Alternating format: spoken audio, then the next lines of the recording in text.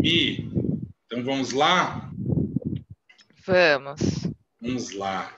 Bom, Mi, primeiro, muito obrigado por você ter aceitado o convite, participar dessa experiência que eu tenho feito aqui. Está sendo tão rico, né? Esse trazer aqui de conhecimentos, né? Diferenciados, né? Porque a ideia, né? Até, não sei se eu já falei isso para você alguma vez, mas quando a gente fala Sênex, né? A palavra Sênex, ela vem lá do grego, e ela é a junção de masculino e feminino, né? Então, Sênex é o sábio, é o sênior, né?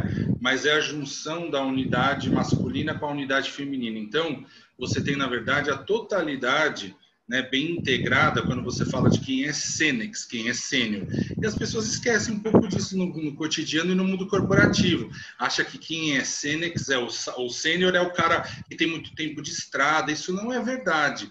Né, para o cara ser sênior de verdade, ele tem que ter, né, as duas dimensões, que seria o Logos e o Eros, né?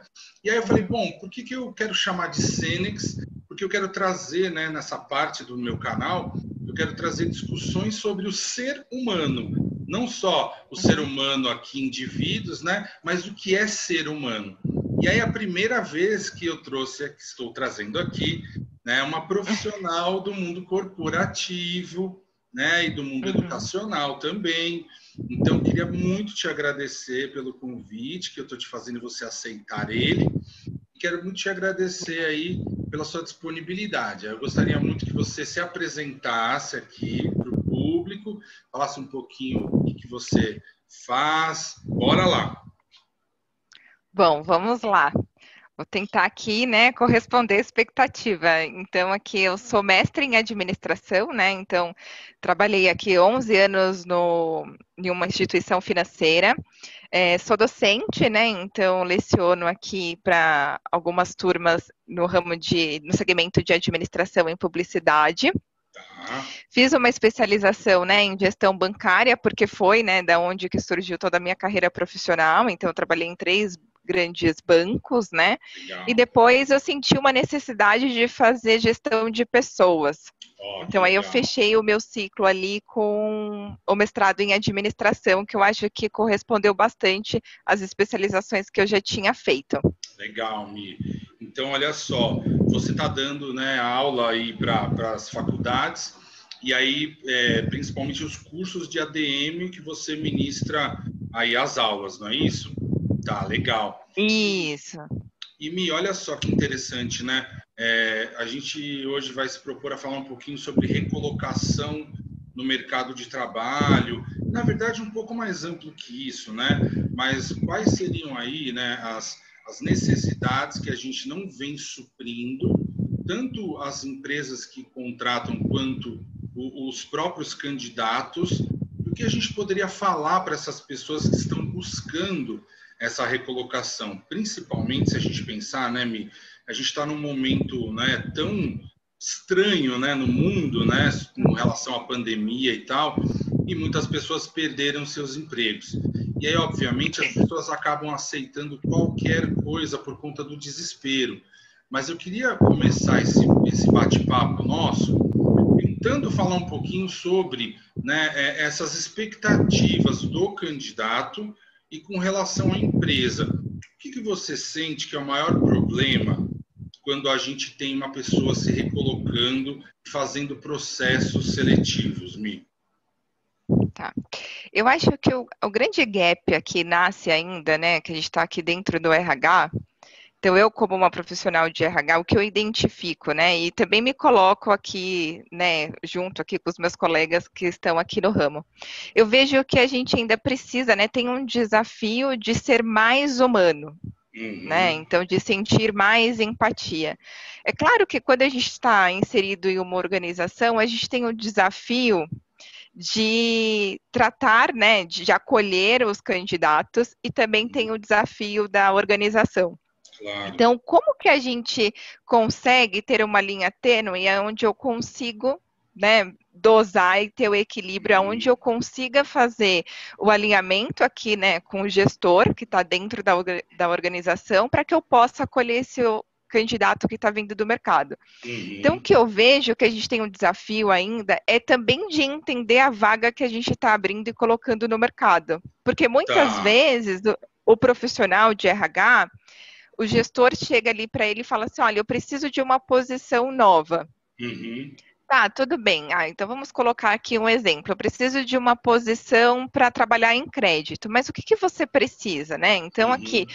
a gente que está no ramo há muito tempo, que faz vagas, né? Tipo, eu sempre trabalho com vagas de crédito. Então eu sei que o profissional ele precisa ter SaaS, ele precisa dominar o Excel, ele precisa saber sobre o mercado econômico. Só que Uhum. muitas vezes eu passo do pressuposto que eu sei todo o escopo da vaga. Uhum. E, na Uhum. verdade, eu não fiz o alinhamento com o gestor. Então, vou para o mercado, busco o candidato, né? Uhum. Então, eu estresso ali, né, a, a seleção com o candidato. Então, busco Sim. o candidato no Vagas, no LinkedIn, bato um papo com ele. E aí, muitas vezes, eu vou passar esse candidato para o gestor. Quando chega para o gestor, não era aquilo que o gestor estava querendo, né? Nada a Então, ver, né? eu já quebro, né? Então, poxa, então eu vou frustrando as pessoas, né? Porque elas Uhum. já estão ansiosas. Então, a ansiedade sempre foi presente, independente da pandemia. Eu acho que a pandemia trouxe, né, um grau maior para a Uhum. ansiedade. Porque Sim. pensa, hoje, a maioria das empresas estão otimizando o orçamento. Como você Uhum. otimiza o orçamento? Fazendo corte. Sim. Então, quando eu tenho essa falta de alinhamento, eu também vou frustrando os candidatos, porque eles vão passando por várias entrevistas, não são chamados, né? Chega no gestor, ele declina, né, o candidato, então isso vai aumentando a ansiedade também das pessoas. Então, eu Uhum. vejo que o grande desafio nosso, como profissionais de RH, é também fazer esse alinhamento dentro de casa para que Uhum. você consiga, de fato, acolher esse candidato de uma forma precisa, passando para ele todo o escopo da vaga e Uhum. fazendo ali, né, no seu pré-contato Um um funil, filtro, né? né? Então, É, um tem que filtro, ter um isso. filtro, porque, desculpa te cortar, olha só que interessante, você me fez lembrar que há mais de 15 anos atrás eu fiz recrutamento de seleção. E aí os Uhum. psicólogos, né, geralmente vão para essa área também, o que eu acho meio estranho, porque depois que você entra, você acaba entendendo que, na verdade, não tem, a não ser os testes, a aplicação dos testes e tal, mas é muito mais um alinhamento, exatamente como você falou, das expectativas dessas áreas para a gente poder achar, né, os profissionais. E aí eu trabalhei para uma consultoria, trabalhei para duas consultorias, na verdade, e eram vagas de TI. E aí, olha só que Uhum. interessante, queria dar esse testemunho para você fazer uma análise sobre isso. Tá bom. Quando eu recebi essas oportunidades, eu não sei nada sobre TI. Na época também não sabia nada. Fugi eu sou usuário final de celular e computador. E aí, obviamente, Uhum. cai lá, né? Vaga para grandes empresas, por exemplo, aí, como IBM, como Accenture, vagas para essas grandes empresas, né, de TI. E aí você tinha que recrutar o cara. Não, que o cara tem que ter Oracle, o cara tem que ter o X e tem que ter não sei o quê, blá, blá, blá. Eu olhava todo aquele skill e falava assim, bom, será que essa vaga primeiro existe? Será que essa vaga foi alinhada, como você falou, com as expectativas do gestor? Esse cara, ele precisa estar inserido num, sei lá, num contexto de uma empresa ou ele vai estar só na consultoria? Ele vai para o cliente, Uhum. ele precisa ser um cara introvertido, extrovertido. Ninguém estava preocupado com isso.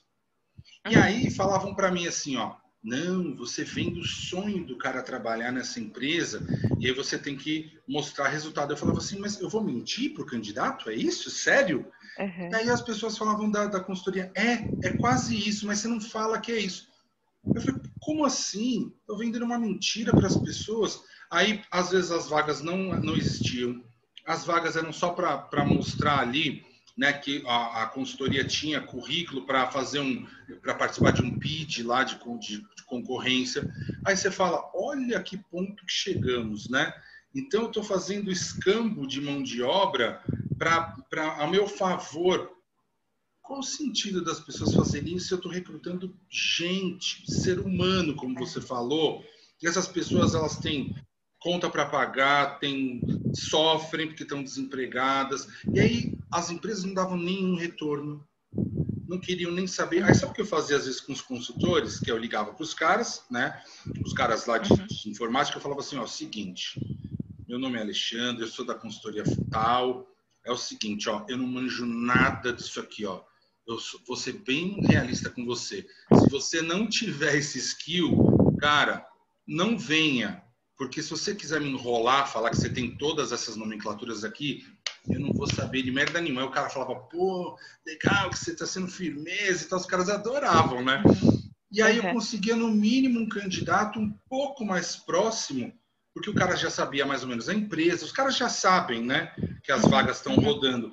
Mas se não fosse isso, qual é a assertividade que eu ia ter para mandar um cara desse?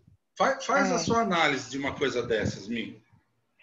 E eu acho que tem um outro ponto também, né? Então, você aqui na sua fala, você colocou, então você venha se realmente você tiver, né, a competência que está sendo solicitada. Uma dica que eu dou para as pessoas é que sejam sinceras, né? Então, coloquem ali o que você realmente sabe fazer.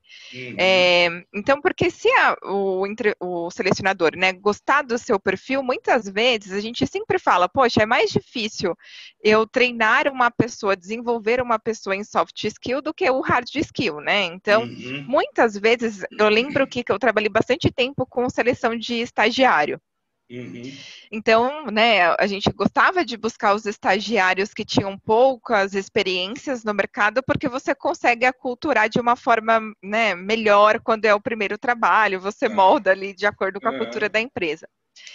E eu via muitas vezes os estagiários falando, né, que faziam o carro voar, assim, né, e de repente...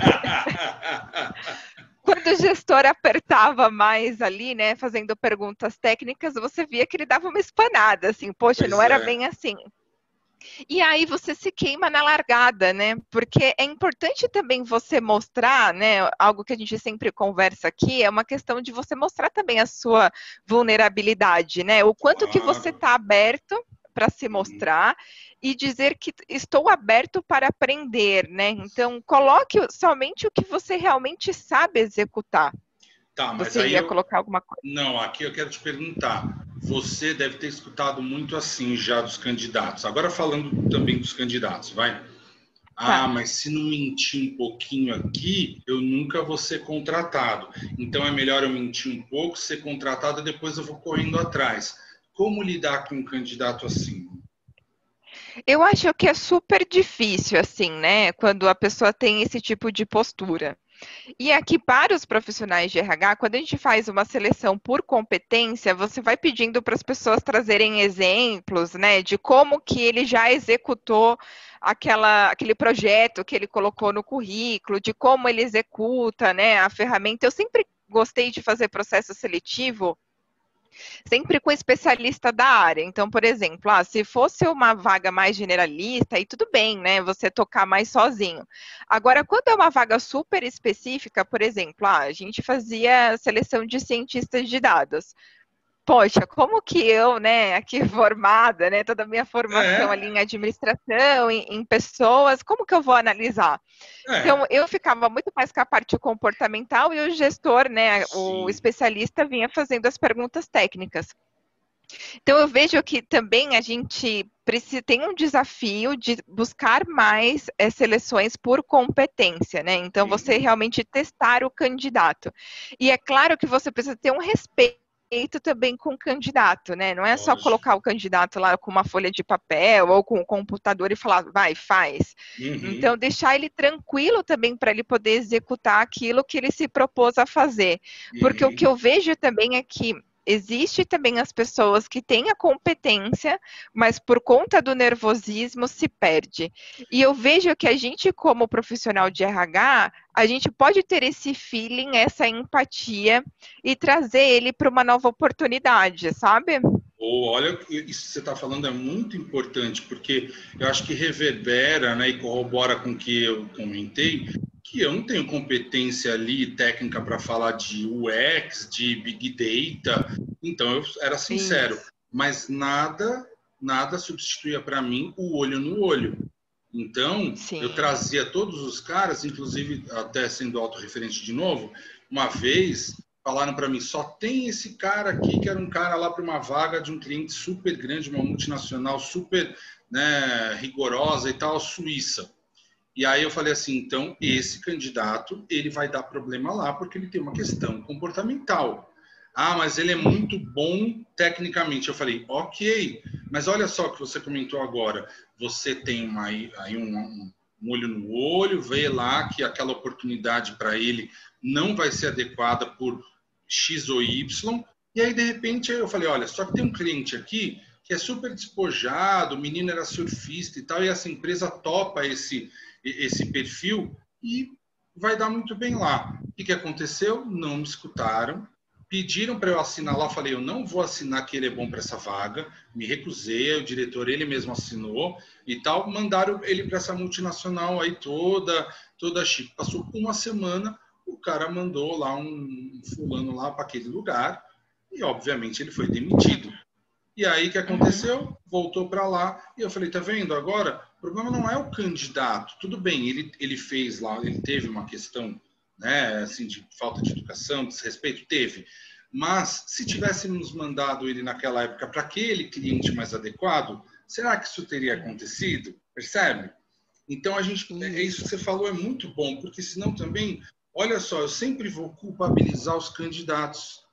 E aí eu sempre, como empresa, me isento e falo, eu estou fazendo meu processo direito. É o cara que não serve para a vaga. Será? Por que é tão difícil eu queria te perguntar isso, fazer autocrítica para as empresas e para os processos seletivos? Por que é tão difícil? Eu nunca vejo ninguém saindo aqui falando, olha, fazendo a meia-culpa, sabe? Dizendo, olha, a gente faz merda mesmo e tal, né? E a gente precisa melhorar e a gente precisa, como você falou, ter mais empatia e trazer esses candidatos, porque as pessoas, de novo, elas estão procurando emprego, elas não estão brincando.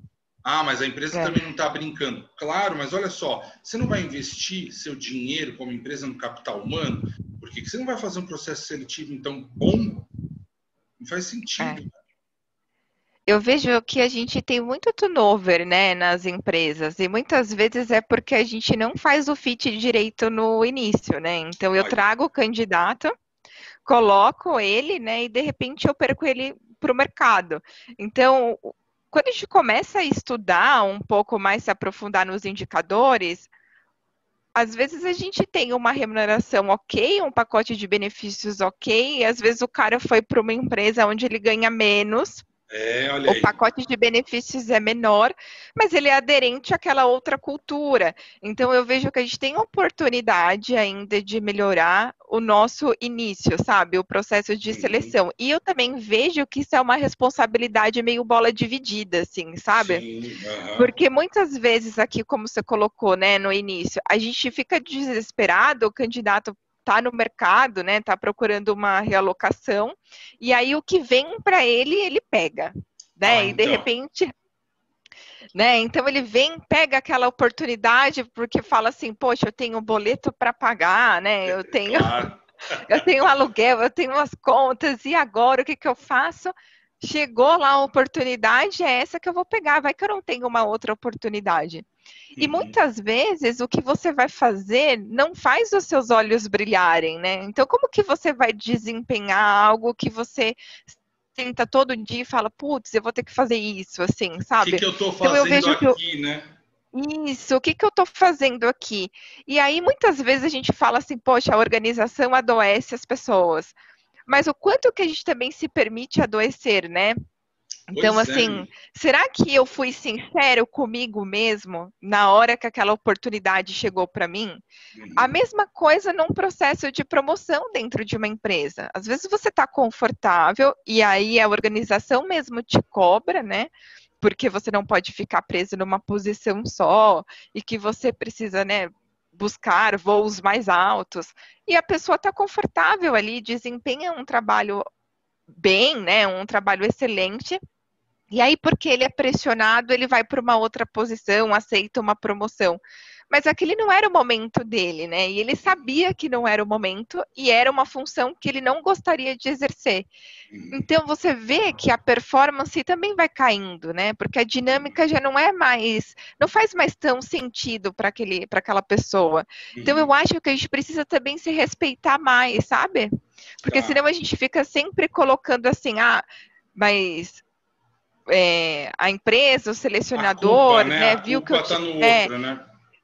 Então eu vejo que é uma bola meio que dividida. Então tem coisas que a gente, como está inserido na empresa, a gente consegue verificar, né? Então, no exemplo que você teve, o candidato no meio que ele, do jeito que ele se porta na entrevista, do jeito que ele fala, do jeito que ele trata, né, os outros candidatos, porque o que eu vejo assim, e é super importante, eu sei que a gente está num mundo super competitivo, sabe?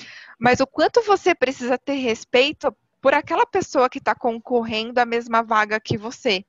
Né? Então, assim, eu acho que precisa ser um processo respeitoso, porque eu já vi várias vezes candidatos passando a vez do outro de falar, sabe? Eu vejo que se você for realmente a sua essência, né, e você respeitar o outro, a sua luz vai brilhar sozinha, assim, você não precisa passar por cima, porque senão eu acho que é um comportamento que acaba dificultando, né, até o seu modo de se posicionar, porque você está tão preocupado em se sobressair mais que os demais, que você esquece um pouco de você, sabe?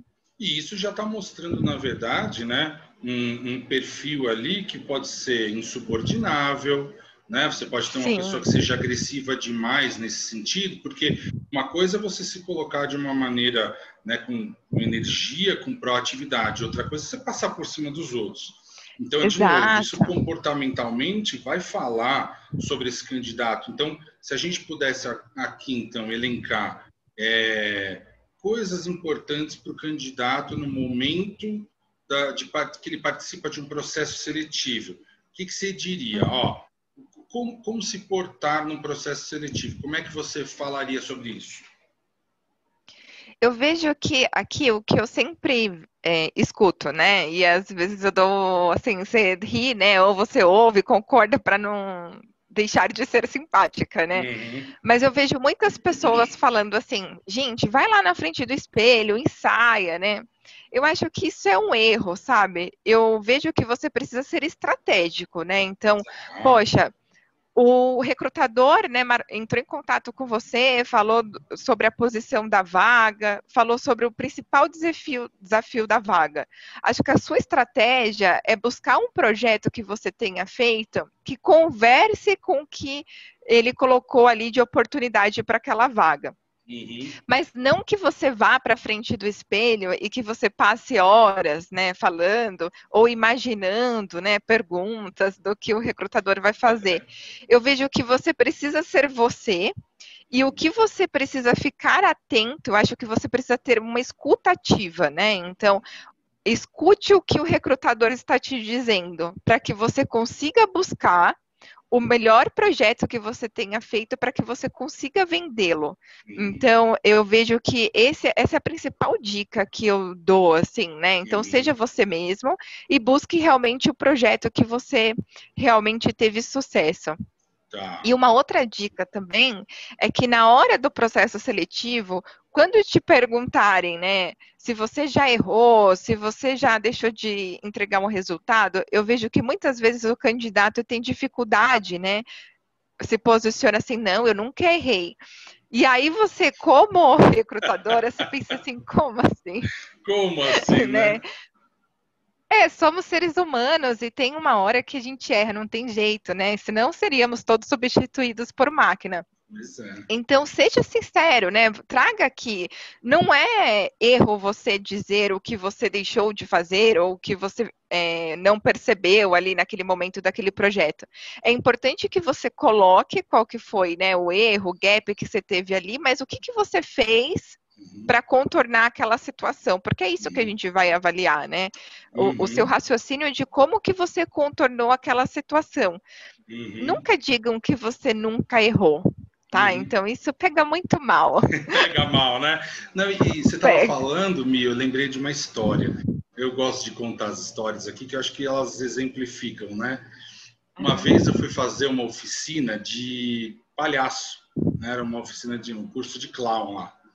E aí estávamos numa turma lá de quase 40 pessoas, numa sala não muito grande.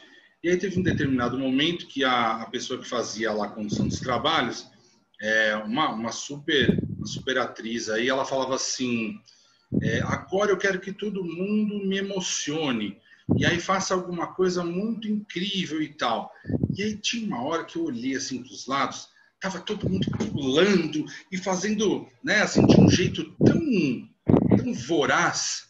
E tinha uma menina que estava assim, na outra ponta da sala, eu olhava ela assim, oriental, bem magrinha assim, e ela estava assim, quietinha, e ela fazia assim, ó, um negocinho com o olho assim, aí ela fazia um trejeito assim com o rosto, aí ela depois passava assim. Teve um determinado momento que todo mundo começou a olhar para ela, porque era genial. Ela estava sendo ela mesma. Ela era bem introvertida e ela depois verbalizou isso, né? E ela fazia ali alguns trejeitos, né? Como se ela tivesse um pouco envergonhada, e talvez ela estivesse mesmo. Ela começou a fazer os trejeitos e era tão engraçado. E as pessoas, assim como eu, estávamos pulando assim, ó. E aí teve uma hora que a professora parou todo mundo e falou, vamos olhar para ela, e perguntou se ela permitia. Ela falou, mais ainda? Eu vou travar. E aí foi muito legal. E aí depois conversando, né, ela falou, né, e a professora falou exatamente isso. Olha só como todo mundo estava querendo impressionar e não ser de verdade ou ser em essência. Olha que interessante isso. E acho que E eu resume vejo o que que você falou, né? eu vejo que a gente tem essa dificuldade não só no processo seletivo, né, mas também quando a gente entra na organização, né? Claro. Então eu vejo que a gente sempre quer um palco para subir, né? Então, mas como que você sobe nesse palco? Eu acho que é essa a pergunta. Eu vejo que a gente precisa sempre se perguntar, assim, sabe? Qual que é o palco que eu quero subir e como eu quero subir? Então eu vejo que ali você traz a sua verdade, né? E conforme você vai sendo verdadeiro, os espaços vão se abrindo, assim. E aí eu acho que a gente se frustra muito, né? Então, quando o não chega ali, né, no processo seletivo, que a gente está buscando o palco para brilhar, né? Então aquela entrevista é o meu momento, e muitas vezes a gente recebe o não, né? E eu vejo que a grande dificuldade das pessoas, eu sempre recebi muitas mensagens, e-mail das pessoas perguntando o que aconteceu, né? Por que não chegou esse sim para mim? Eu vejo que a gente ainda tem oportunidade, né? A gente, como profissional de RH, é de acolher as pessoas. Eu sei que a volumetria também atrapalha um pouco, porque pensa, às vezes você tem 50 vagas para fechar no mês e é processo seletivo e são vários candidatos, né? Mas eu acho que minimamente a pessoa precisa de um respeito, assim, né, do seu feedback. Olha, então você faltou isso na entrevista. Às vezes não faltou nada. A pessoa se posicionou bem, ela conversou bem, ela trouxe os projetos, só que tinha um outro candidato que tinha mais experiência, por exemplo, sabe? E a gente coloca isso. E às vezes a gente verifica o quanto que a autoestima daquela pessoa que recebeu não cai. Claro. Né? E aí eu acho que aí quando ela busca uma vaga que tem totalmente o fit cultural dela, que é uma expectativa que ela tem aqui com a vaga e ela se sente frustrada naquele primeiro momento, aí ela começa a pensar em aceitar qualquer coisa que vier, sabe?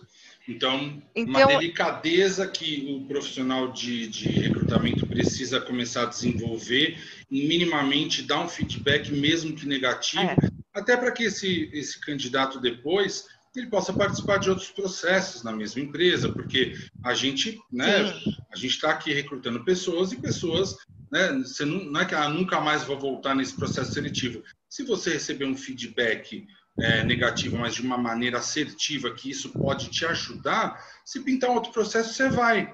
Mas se você não teve retorno, não sabe por quê, o candidato também vai ficar muito triste com a organização e fala assim, se os caras me trataram desse jeito no processo seletivo, imagina como é que é lá, né? Eu acho que o que falta também a gente aqui, né, como representante de marca, porque a gente que trabalha na empresa, a gente é um representante da marca, né? Uhum. É a gente realmente vestir a camisa, né? Então, como que eu estou representando essa marca, né? Porque ele vai lembrar, o candidato nunca vai lembrar assim a Michele, né, recrutadora. Sim. Ele vai se remeter à empresa que ele participou do processo seletivo, né? Pois é. Então, eu vejo que é super importante, sabe? A gente ter esse respeito. Eu sempre busquei aqui até pessoas onde eu fui tutora, né, na parte ali de seleção. Quando as pessoas chegavam para mim, elas falavam assim, eu recrutei os melhores candidatos e tudo mais. E eu falei assim, tudo bem. Aí, quando chegava lá no processo seletivo, primeiro você olha também como as pessoas recebem, né, os candidatos. E o mais importante, acho que o meu olhar mais cauteloso era como você dava o retorno para os candidatos. Porque recrutar, muitas vezes você tem programas e o algoritmo faz isso para você, né? Eu acho que a grande questão que diferencia os profissionais do RH é exatamente esse olhar humano, sabe? É você sentir empatia. Porque eu sempre penso que a vida te coloca em posições diferentes a todo momento, né? Então, um dia você também pode ser um candidato. E como você gostaria de ser tratado, né? Como você tratou as outras pessoas? Então, eu acho que você tem que ser a sua referência, né? Não, e veja, o que você está contando não é só aqui uma preocupação ética e moral, é uma preocupação com a imagem da própria empresa. Porque depois é o que você falou, a pessoa vai falar assim, participei de um processo seletivo em empresa tal, lá são os filhos da puta e tal. Aqui eu posso falar palavrão porque o canal é meu, tá, Min? Tá? Tudo bem. Então, ó, não vai haver nenhum problema, né, jurídico quanto a isso. Mas você vê que interessante, você com essa preocupação, você está falando, né, que você vai zelar pela marca. Olha só que importante. E até te perguntar isso, Mi, também, como você vê, enxerga esses processos seletivos para trainee, que a pessoa tem que passar por várias etapas e tal, são etapas extenuantes, e aí tem vários pacientes que já passaram e tal por esses processos, e aí quando chega na hora, às vezes, de gravar um vídeo, e aí a pessoa, ela não é uma profissional, uma pessoa que não tem habilidade, mas ela não tem aquela habilidade específica, né? E aí a pessoa é cobrada por isso. E aí, emendando essa pergunta já em outra, né? Primeiro, como você vê esses processos? Como você enxerga essa cultura corporativa, né, organizacional, que vê cada vez mais o indivíduo que faz tudo? Como é que você enxerga isso? Tá. Eu vejo que o processo de trainee ele é mais cauteloso exatamente por isso, né? Porque ele faz um job rotation, então ele vai para todas as áreas da empresa e ele precisa desempenhar, né? Então ele precisa entregar. E se a gente acha que o processo seletivo do trainee é difícil, na hora que ele entra lá, aí a vida dele fica mais difícil, né? Porque ele é avaliado a todo momento. E eu vejo que é até o motivo de ele ter a carreira acelerada, né? Então, por isso que é exigido bastante dele. O que eu vejo ainda é que a gente tem muitos vieses ainda no programa de trainee, sabe? A gente tem oportunidade de dar espaço para mais, né, pessoas, assim, e para outras pessoas com histórias de vidas diferentes também. Porque se você for olhar o histórico do trainee, é sempre aquele cara que estudou nas melhores escolas, né, nas melhores faculdades, né, que no mercado a gente diz assim, faculdade target e não target, tá? Então eu vejo que, assim, pelo fato de você exigir muito no processo seletivo, não tem jeito, quem entra é a galera do target ali, que teve uma melhor preparação. Só que, olha que interessante, né? A empresa que eu trabalhei, ela fez um movimento com estagiários. Só para você, eu só vou fazer um paralelo aqui, tá? Claro. O estagiário também, só entrava estagiário target, né? E aí, por quê? Porque isso já era culturado e para a gente mudar esse mindset nos gestores era muito difícil. Então, ok, vamos abrir, né? Então, algumas diretorias começaram a pensar em diversidade e vamos abrir o processo seletivo para estagiários que são de faculdades não Não targets. target. E vamos acompanhar os indicadores. Olha, eu fiquei impressionada, assim, né? Porque a galera que veio do não target teve um desempenho bem melhor. E por que que isso aconteceu, né? A gente foi perguntar, foi entender o porquê que isso acontecia. Porque eles achavam tão difícil entrar nessa empresa, era tão distante da realidade deles, que eles davam o sangue para, tipo, continuar ali e ser efetivado. E eu vejo que a gente tem a oportunidade de fazer isso no trainee, sabe? De dar oportunidade para pessoas PCD. Então, assim, tipo, ainda a gente tem muitos paradigmas a ser quebrados. Aí eu coloco um cara, né? Então, eu coloco uma pessoa PCD, eu coloco um negro, né? Então, para falar que eu estou cumprindo uma cota, né? Sim. Então, isso é muito difícil quando a gente olha para as pessoas assim, né? Então, eu vejo que a gente tem muita oportunidade ainda no processo de trainee e até para deixar as pessoas mais tranquilas, assim, sabe? Porque aí a gente tem uma outra questão. Esse trainee passou por uma peneira tão grande, mas tão assim, que ele entra na organização se achando, tipo, o cara mais maravilhoso do mundo, né? E aí a gente verifica que tem outras coisas, né, que a gente precisa avaliar. Não é só a parte técnica. Competência técnica, né? Eu estava falando do Sênex, é isso, né? Eu vejo que a gente ainda tem oportunidade, cada vez mais no mundo corporativo, de a gente abrir mais, né, o espaço para a gente ter um olhar mais para o humano, sabe? A gente está muito ligado a resultado ainda. É isso. Ó, você vê que interessante, você tem falado o tempo todo, a tônica sua aqui hoje tem sido, né, humano. E eu lembrei de mais uma história, obviamente, que eu queria contar, né? Tá bom. Quando eu trabalhei também numa empresa multinacional, fazendo recrutamento de estagiários, e aí para a área de direito, e direito marítimo ainda, que é um direito super complexo. E aí, quando, né, abri para faculdades que eles lá chamavam de faculdades A e B, que era PUC, USP e Mackenzie. E aí as faculdades Essas B... são as targets.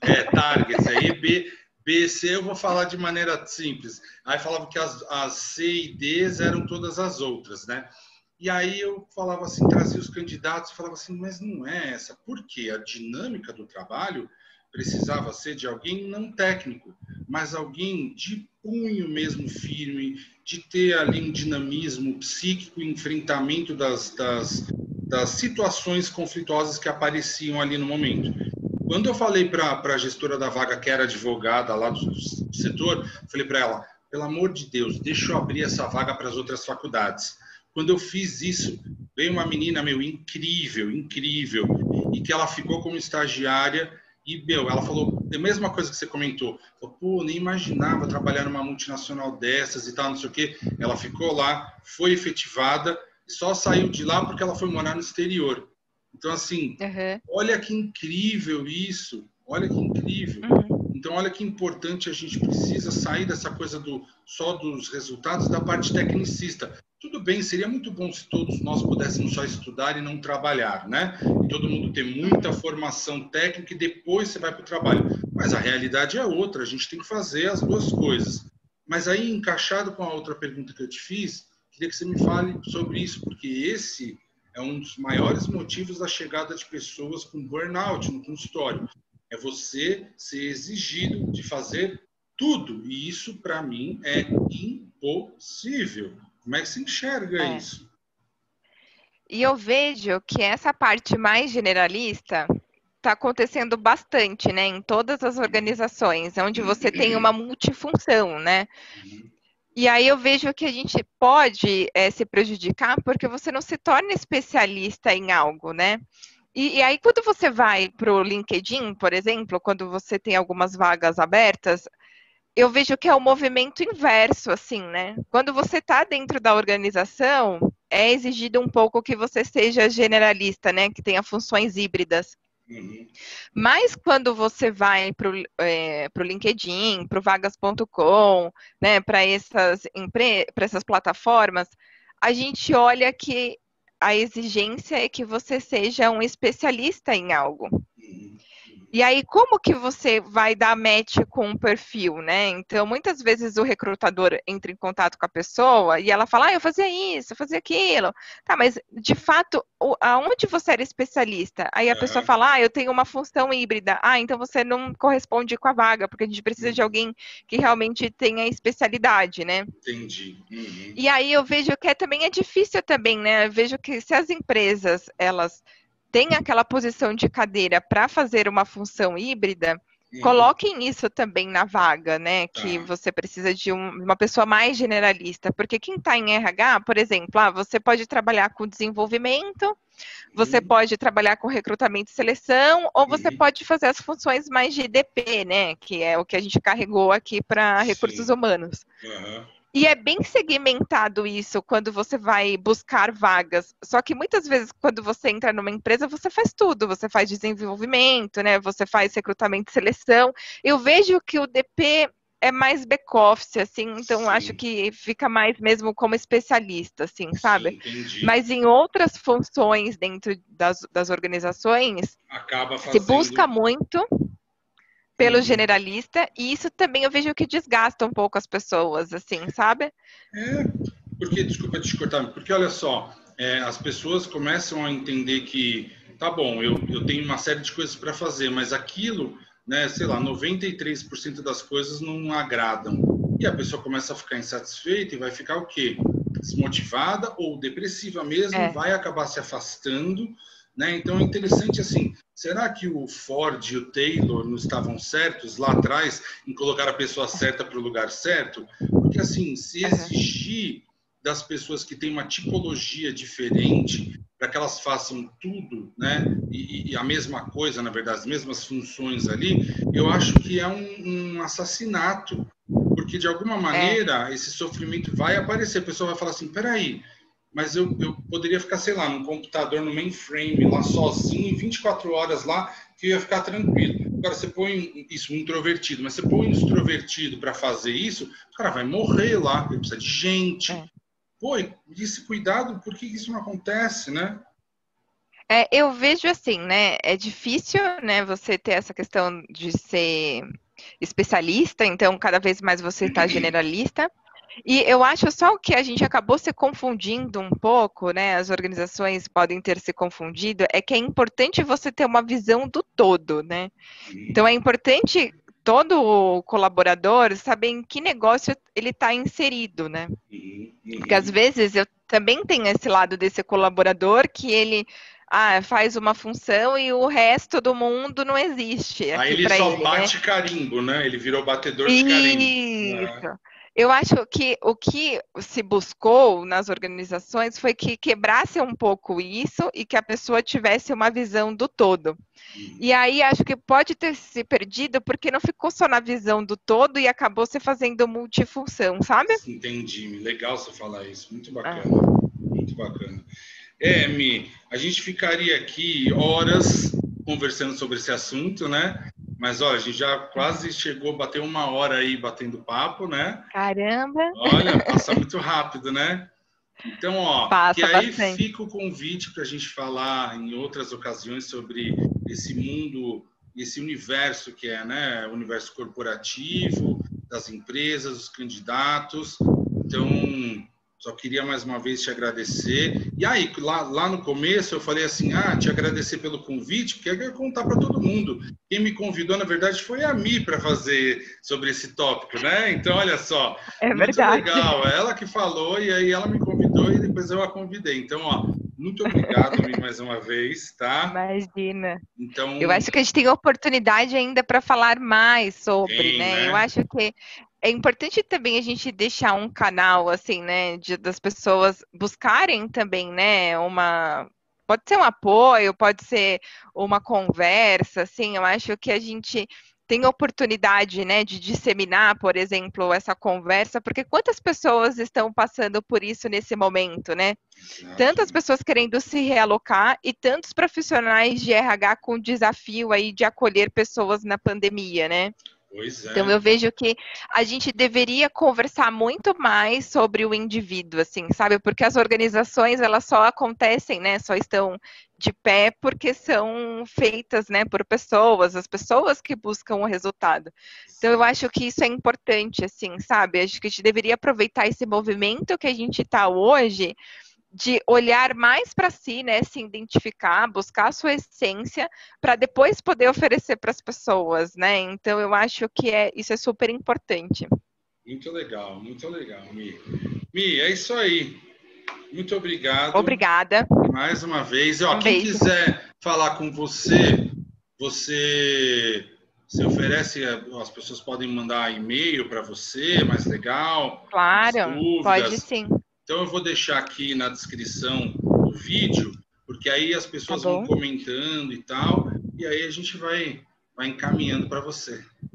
Beleza? Combinado. Então tá bom. Combinado. Beijo, obrigado, Obrigada, Mi. beijo. Até, Tchau, tchau. tchau.